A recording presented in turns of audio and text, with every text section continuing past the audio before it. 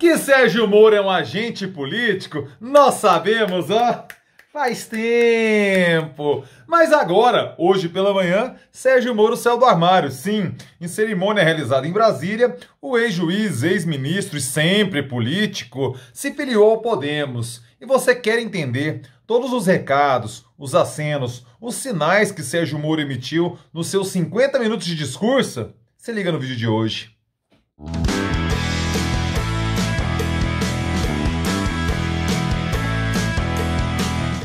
Fala aí, rapaziada! Tudo beleza? Bora gravar o vídeo de hoje, quarta, vontade de ser sexta, quarta-feira, dia 10 de novembro de 2021. Começo pedindo para que você inscreva-se aqui no canal, inscreva-se, right now, inscreva-se por favor, faça sua inscrição, clique no sininho, ative as notificações, por quê? Porque assim é a forma como o YouTube te avisa quando pinta vídeo novo por aqui. E sabe quando pinta vídeo novo por aqui? Todo dia, meu filho. Inscrição feita, notificação ativada, bora começar.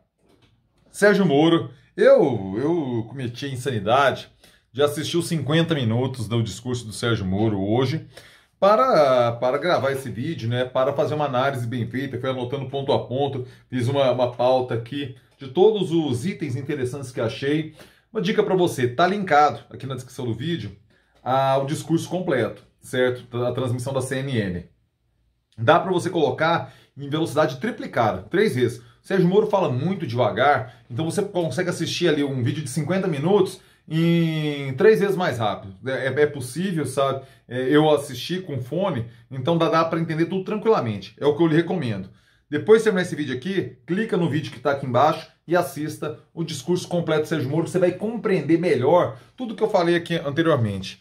Primeiro ponto, é preciso reconhecer que o media training que Sérgio Moro certamente está submetido, está gerando resultado. Hoje ele fala muito melhor do que falava, a desenvoltura dele perante o microfone e as câmeras é muito melhor do que a gente acompanhou quando ele era um juiz da Lava Jato e até mesmo que a gente acompanhou quando ele era o ministro de Jair Bolsonaro, lá no Ministério da Justiça. Sérgio Moro está aprendendo a lidar com o microfone, se portar, posicionar, olhar para a câmera. Vocês sabem, né, jornalista já de longa carreira nesse grande prostíbulo do jornalismo, eu já compreendo essas coisas, sabe? Sérgio Moro está aprendendo. E tudo leva a crer que, continuando a se dedicar nisso, ele vai melhorar o seu traquejo, a sua forma de se comunicar. Já avançou, já melhorou perante o que víamos. Vamos ver até onde ele vai chegar. Ele começa o discurso com uma zoeira, né, tirando onda da sua própria dicção, da sua própria voz e do apelido que a rapaziada colocou nele de marreco, né? Então, ele já começa criando algum tipo de segurança ou escudos, o que o mercado chama de heads, né? As proteções para aquela zoeira que ele já sabe que vai vir. E o tempo da internet, o tempo de hoje, a disputa, eu sempre falo, ela é memética, ela é feita por memes. E Sérgio Moro sabe que ele sempre é chamado de, sei lá, o marreco de Maringá e tal. Então ele já cria uma proteção, um escudo, falando, olha, eu sei que zoam o jeito que eu falo, eu sei que zoam da minha voz, preste atenção no que eu digo. Então assim, antes de começar, ele já cria discurso para os memes que são incontornáveis no debate político de hoje. Insisto, Sérgio Moro está bem orientado quanto à comunicação. Tinha uma estratégia, ele está treinando e ele está aprendendo. A gente tem que reconhecer essas coisas, até porque, para fazer o trabalho político de oposição, nós temos que entender os pontos fortes onde o cara está avançando para fazer as críticas. E nesse ponto eu preciso colocar. Ele criou um discurso que já coloca um escudo perante a zoeira em relação ao seu timbre de voz, em relação à sua dicção, e ele está melhorando. O seu media training está dando resultado, ele está ganhando traquejo perante as câmeras. Ele entra debatendo com mais profundidade, primeiro o seu legado, né? Ele busca lá a Lava Jato, a sua experiência como juiz, tentando salvar a sua reputação, que está de forma inconteste arranhada, por conta da Vaza Jato, por conta da passagem desastrada do Ministério da Justiça, por conta das decisões recentes do Supremo Tribunal Federal. Então ele começa a falar da sua experiência, do combate à corrupção, daquele esquema de recuperar o dinheiro da Petrobras e tudo mais. É uma defesa do seu próprio legado.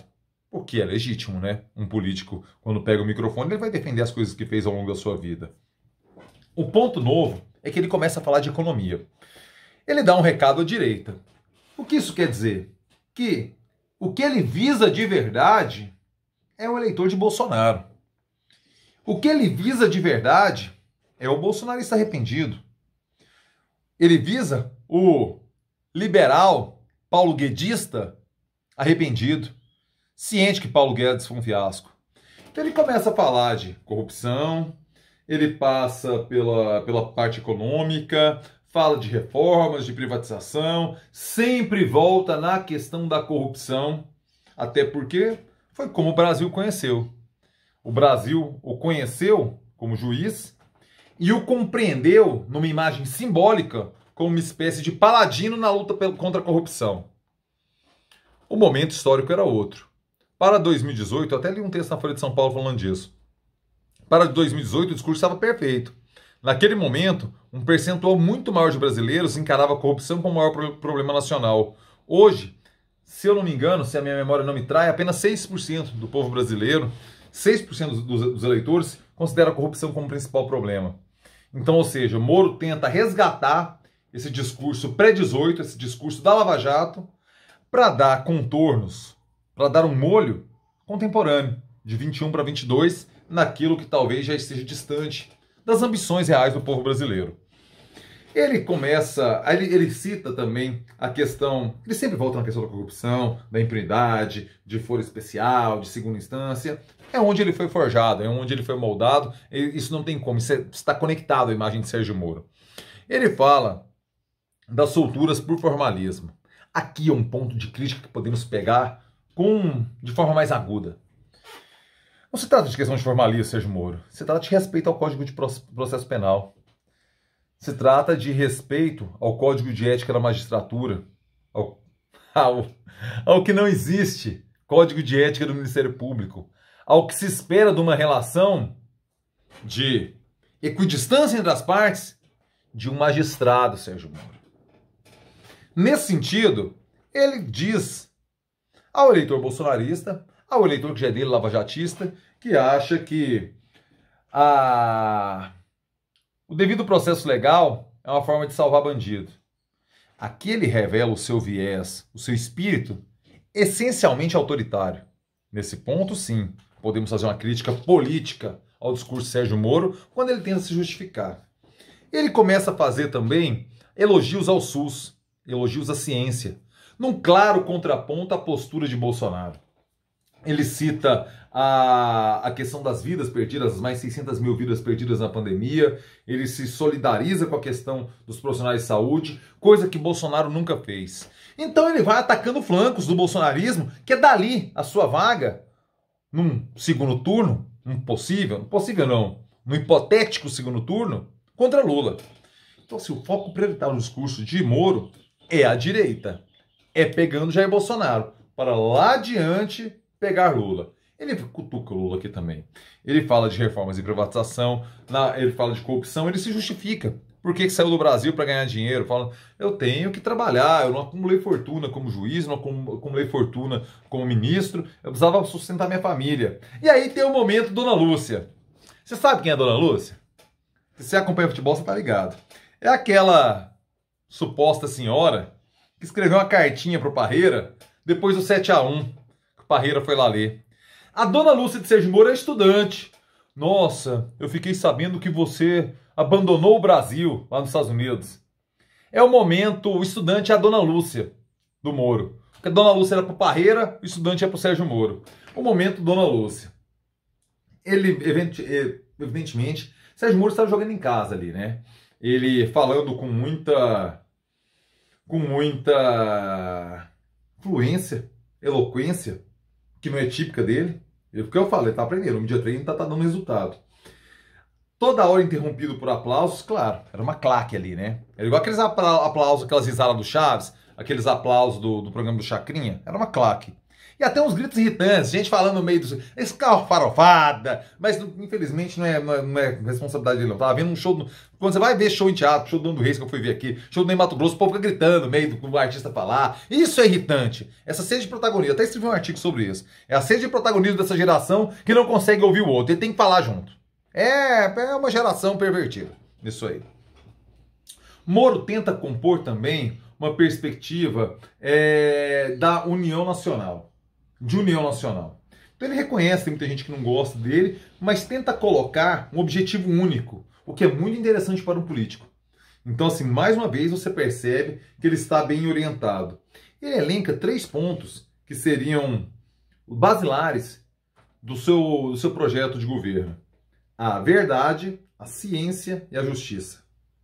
Sempre batendo em Bolsonaro aqui. Vejam, justiça daria para até falar que bate no Lula, no PT também, tudo, mas verdade, ciência e justiça, percebe-se que ele está batendo em Bolsonaro. Assim como ele, quando faz a defesa da imprensa. Aí ele novamente bate prioritariamente em Bolsonaro, reconhece a importância do jornalismo, reconhece o papel da imprensa e cutuca o Lula. Bate em Bolsonaro e cutuca Lula, falando do controle social da mídia, que de fato aqui, vocês sabem minha opinião sobre isso, já falei várias vezes e posso depois gravar um vídeo específico sobre isso, mas é um calcanhar de Aquiles do Partido dos Trabalhadores. Faz a defesa da família, que as drogas, os crimes não podem prejudicar não podem dar medo às famílias e tal, num discurso acenando ao campo da direita. Começa a elencar elementos de priorização de um combate à pobreza, da erradicação da pobreza e da miséria, que é um discurso onde ele tenta dar respostas ao grande problema de hoje da sociedade brasileira, que é a economia. É o desemprego, é a inflação, é a carestia, é a fome. Tudo vinculado à economia. Sérgio Moro começa a dar respostas para isso. E dá respostas numa perspectiva de um liberalismo social, de um capitalismo social, respeitando o teto de gastos, sem orçamento secreto, não sei o quê, mas dando respostas no social. Ele foi bem orientado, eu preciso dizer isso. Já falei isso algumas vezes aqui no vídeo de hoje. Moro está sabendo o que dizer. Ele está com orientação de profissionais. Não é o Moro da Lava Jato completamente alheio à realidade, não. Ele está aprendendo. Ele está aprendendo.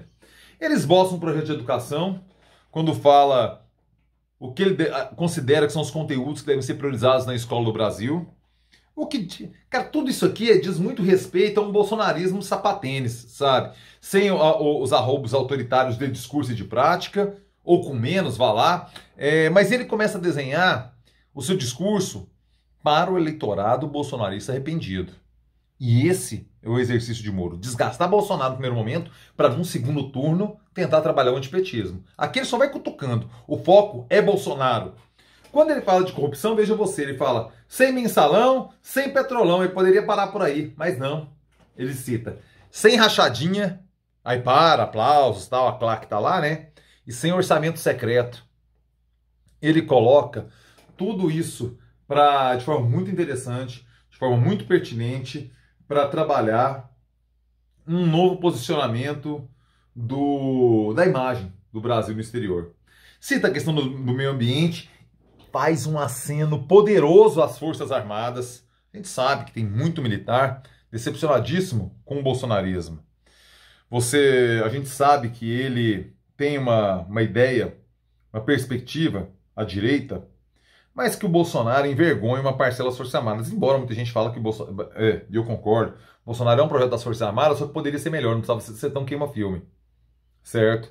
Moro talvez seja esse. Bolsonarismo sapatênis.